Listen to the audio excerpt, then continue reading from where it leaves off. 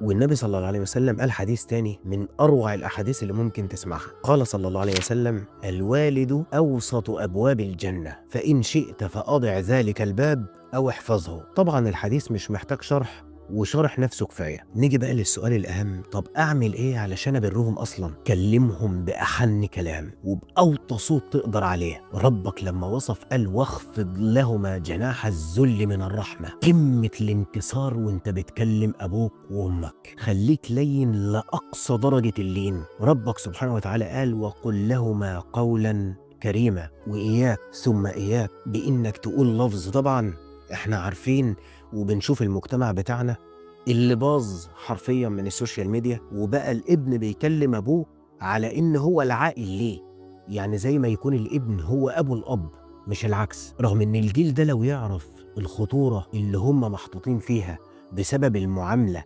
الغريبة اللي بقت موجودة بين الابن وابوه او الابن وامه، ممكن ساعتها ساعة ما يعرف ايه اللي هيحصل له يتمنى الموت والله.